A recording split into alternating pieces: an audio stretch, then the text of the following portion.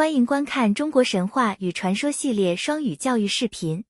在现代汉语表达中，玄冥一词常用来形容冬季日照稀少、天气阴冷晦暗的特点。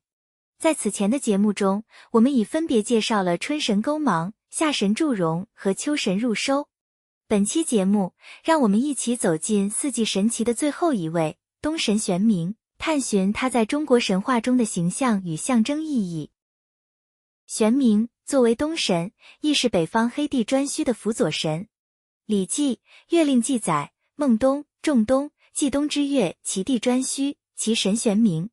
这表明，在冬季3月，颛顼为主宰之地，而玄冥则为其掌冬之神。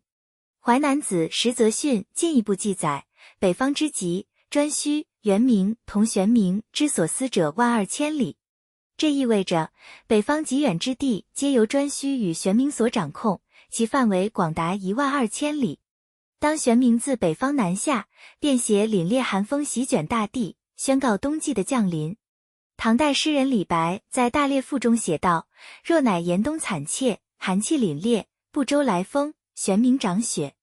意思是，进入严冬时节，天地萧索，寒气逼人，狂风自不周山呼啸而来，带来彻骨寒意，而玄冥则主宰着漫天飞雪，赋予冬日以肃杀与壮美的景象。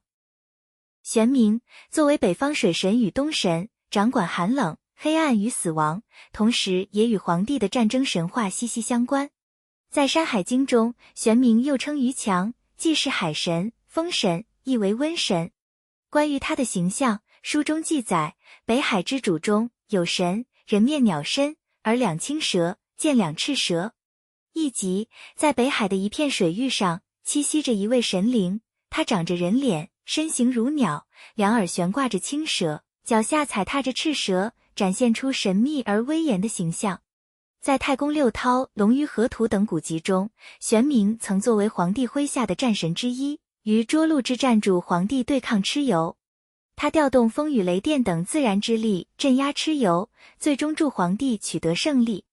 在这一战役中，玄冥不仅被视为战争之神，还与风伯、雨师等神灵并肩作战，共同构筑起一支操控天地之威的神奇军团。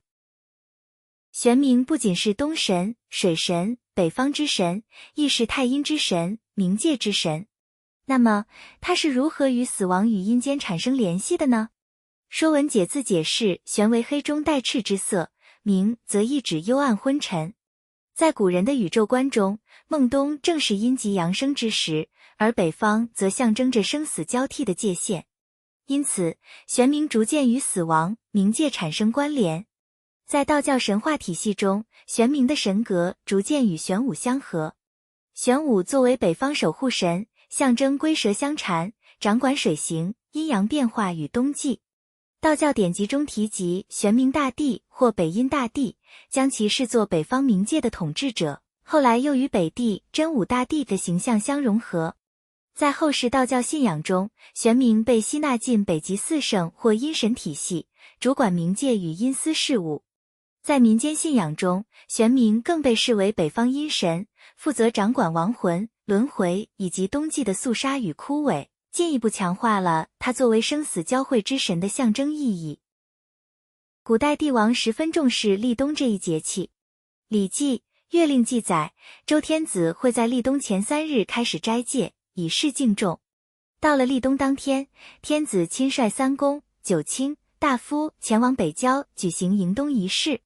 仪式结束后，天子回到朝廷，依照冬季水德的象征，乘坐驾着黑马的车驾，立起黑色旗帜，身穿黑衣，佩戴玄玉。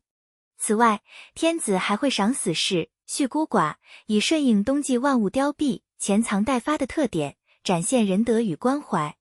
至此，我们已学习了春、夏、秋、冬4个季节所对应的神奇及其相应的40祭祀仪式。春神勾芒象征生机盎然，夏神祝融展现炽热奔放，秋神入收代表成熟与肃杀，冬神玄冥则彰显深邃与神秘。4位神奇各具特色，共同勾勒出一幅绚丽多姿的神话画卷。这不仅反映了古人对自然界深刻而朴素的认知，更蕴含着他们敬畏自然、顺应天时、与万物和谐共生的智慧。顺应四时之道，春生夏长，秋收冬藏，让我们在自然的节律中汲取智慧，与万物和谐共生。如果你喜欢以上内容，请记得帮我们点赞。欢迎订阅我们的频道，以观看更多的优质双语教育内容。